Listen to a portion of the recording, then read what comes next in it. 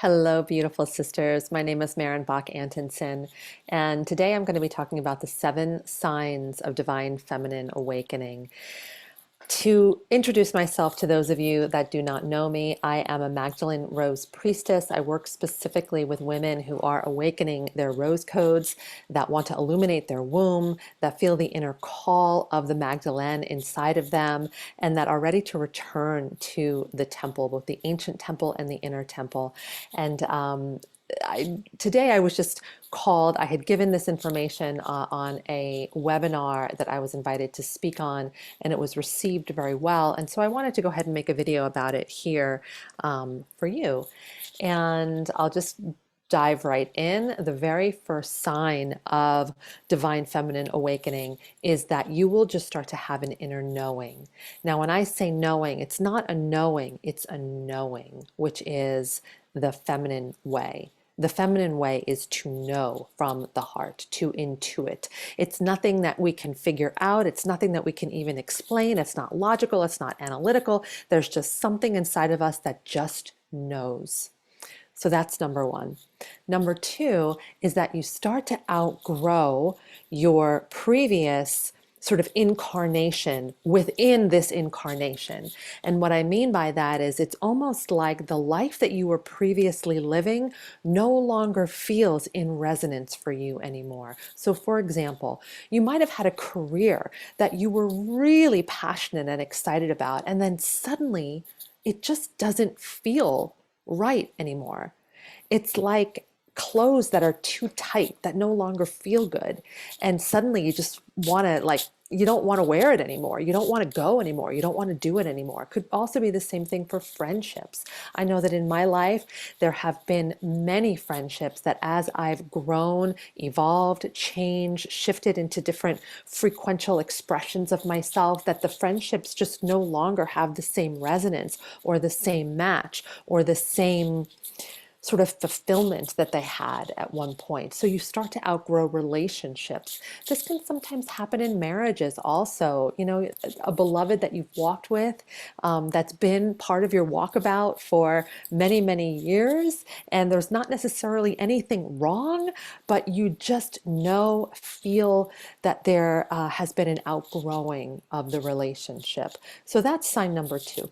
Sign number three is a little sort of less subtle, and it's more like a big boom in your life where it just suddenly feels like life is literally breaking apart. And you can call that a dark night of the soul. You can call that a trauma experience or a re-trauma experience. Oftentimes we want to categorize that as bad and wrong and it shouldn't be happening. But broken and open is a divine coordinate for Divine Mother to reach you. This happened in my own life. When I was in my early 20s, I was 24 years old when this happened. My younger beloved brother very unexpectedly committed suicide. There was no warning, there was no indicator, there was no evidence. He had a girlfriend that broke up with him and couldn't handle that level of pain, and so committed suicide. And at that moment, I was broken and my family was broken. And I thought that, you know, my life was just now like had taken this really detrimental turn.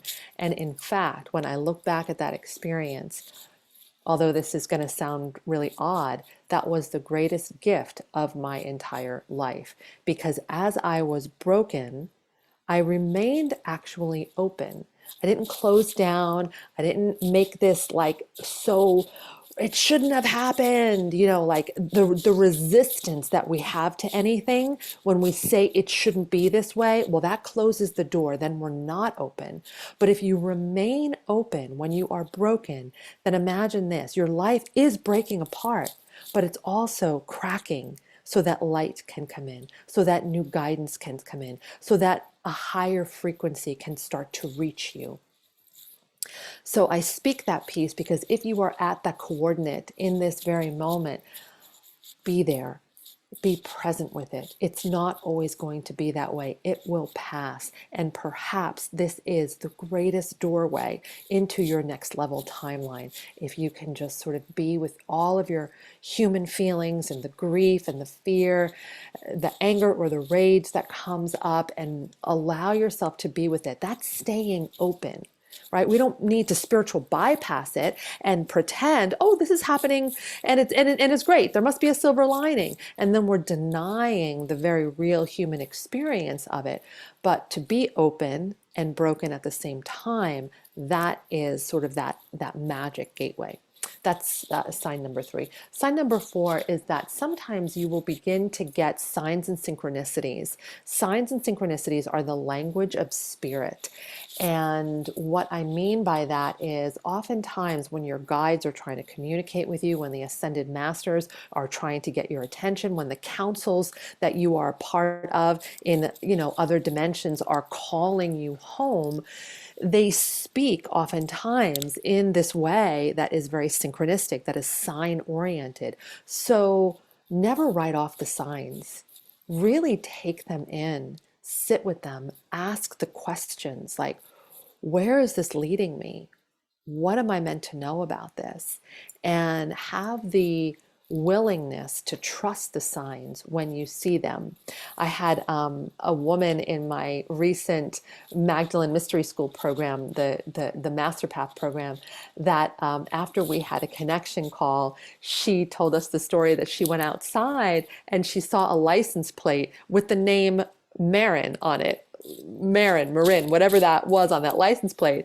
And she was like, oh my God, that's a sign that I'm meant to be in this program on this path. And sure enough, she has said yes to the program, and there's just so much percolating and moving. And I'm receiving from her, and she's receiving from the content. And it's just such a beautiful unfolding of what would have never been possible had she not followed that synchronicity.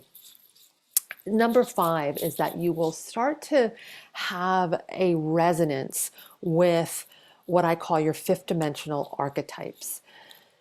For many of us, there are archetypal expressions that live inside and are part of our soul blueprint.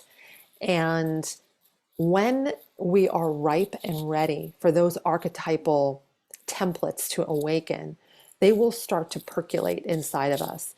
And it might be, let me give you an example of a 5th dimensional archetype. They are sort of the higher expressions of ourselves that we are called to step into, roles that you cannot necessarily be trained in or that you can access in the 3rd dimension. So something like a sacred water keeper is a 5th dimensional archetype. You can't go to school to be a sacred water keeper. There's not a whole lot of certification programs out there. Maybe some people are starting to do that right now, but it's something that begins to percolate inside of you, and you begin to sort of magnetize the wisdom, the information, the people, the imagery to you that allows you to step fully into that archetype. Now, when you step fully into the energetic template of that archetype, here's the magic that happens. You begin to unlock the wisdom, the ways, the gifts, the knowing, the tools, the talent of that particular archetype. It's exactly what happened for me when I claimed my inner priestess archetype. Very quickly, what started to come online in my memory field was the art of ritual and ceremony and circle and sisterhood. And when I claimed that archetype, it was like it just began to come back into my memory field. I just knew how to do this. I hadn't been trained in it necessarily. I'd gotten around a woman and I started to go to her circles. And very quickly, my own knowing about this art came back online. And that's what will happen when you interface and claim one of your 5th dimensional archetypes. The archetype itself brings you to another level of energy. And within that energy band, within that bandwidth, are all of the information and the wisdom that once you bring your consciousness there, suddenly that's available to you. It's not available to you down here in this particular, expression or bandwidth of consciousness or dimension or energy field or frequency, whatever you want to call it. But it is up here. And there's like suddenly you just know how to bless the water.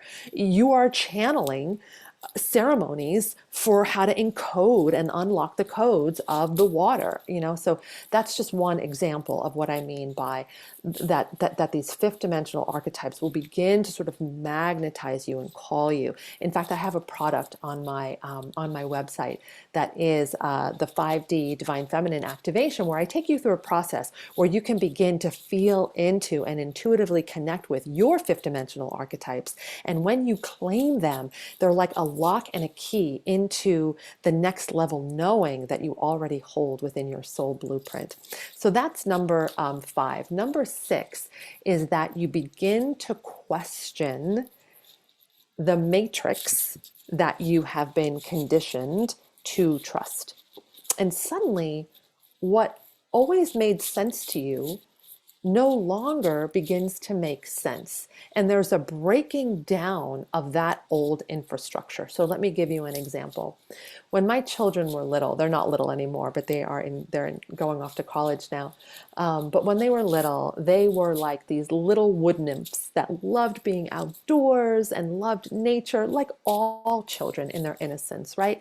And I remember thinking, how is it that we all, and this is no judgment by the way, I want to make sure that I say that before what I'm going to say, but I remember really beginning to question the system of sending children so little, so magical, so free, so expressive and creative at 5, 6 years old, that our culture sends them off into a classroom to more or less like sit still all day long and just kind of be quiet and learn, and from this one teacher all this mental information.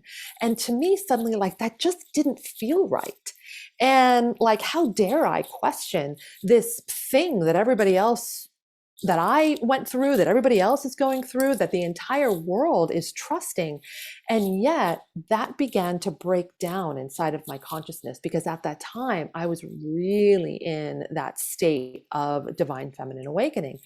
Truth be told, I actually made the very unpopular decision amongst my family and friends to homeschool my children, and they were homeschooled for about 10 years. And it was the best decision that I ever made for them, just to keep their sort of creativity, their innocence, their exploration, and that inner discovery intact for them. Okay, so, and then and here's one other thing about that breaking down of the matrix.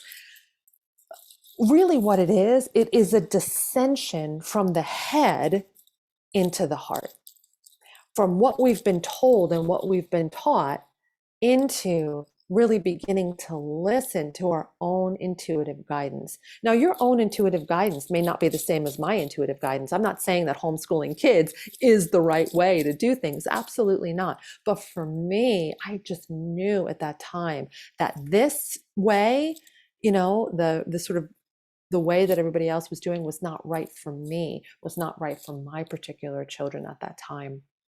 So it's really like this reconfiguration of the conditioning of our head and learning how to live from, trust, and listen to the guidance of our heart, which is ultimately the divine feminine. And then number 7 is that the heart must serve. Suddenly women get this voracious impulse, and almost like a push, something inside of themselves begins to push us, or at the same time magnetize us into sacred service, to step into what I call our ministry, our holy work. Other people call it their soul mission or their purpose. It's like suddenly every cell in our body is hardwired, like, I must serve. So that may be happening for you. And if that is true, there's one caveat that I like to bring in here, because I made this mistake. I have worked with thousands of women, and many of them are also wrangling with this piece. So I'm going to share it here. For many of us, when we get that impulse and suddenly we're activated with, like, it's like someone switched a switch on, I must serve, right? That activation that starts to happen. Many times we address that energy from the conditioned masculine way, which is the mental way. We try to figure out, where am I meant to serve? What am I supposed to do in my service? And service at that level lives at the soul level. It is you being called into the service of your soul. So we call it a soul mission or soul purpose. And a soul purpose can never be figured out, because it doesn't live in the realms where it's mental, where it's analytical, where it's logical. It lives in the realms of the soul, of the heart, of the spirit, of the mystical inside of us. And to connect with it there is what we have to do. So it's exactly the opposite of what our culture conditions us, which is get in the front of our body, action oriented. Let me pay a coach. Let me figure this out. Let me, do whatever I can because I have to do. And really, the response that connects us to our purpose might feel very anti-intuitive, but it's to get in the back of your body. This is your feminine realms, your receptive nature, your magnetic quality. And when you're in those realms and you try and you just do nothing but listen, get into the spaciousness of your own silence, of your own stillness. Now you are going to open up the portal that is available to you only one place, in the present moment. You cannot access this portal to the higher consciousness anywhere else except in the present moment. So to make time to go into your inner temple when you know that you're meant to serve and actually do nothing but be with yourself. Listen. Be with your breath. What's going to happen in that space is that your purpose is going to be revealed to you.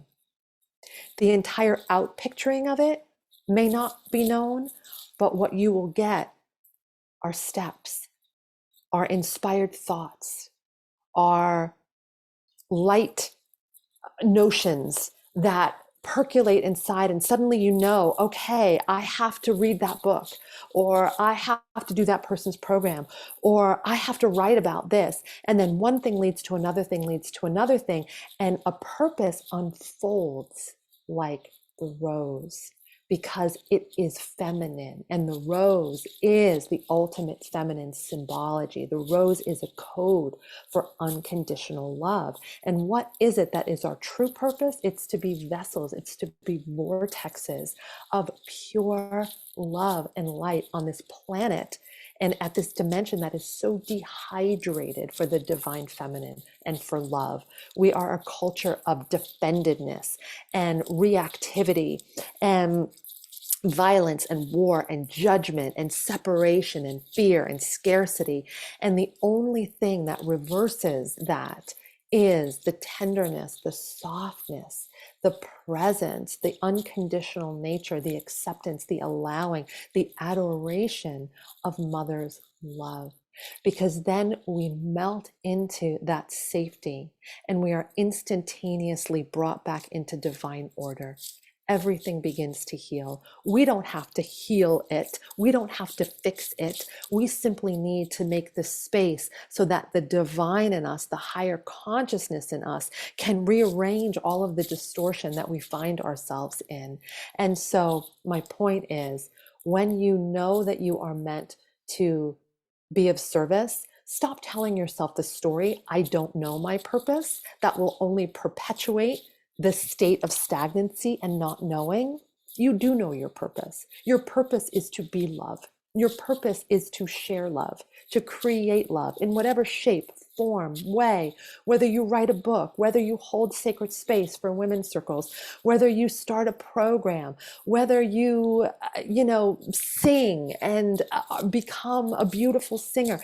Everything in whatever form is all about bringing the God force through you in order for it to be touched. and experienced by others.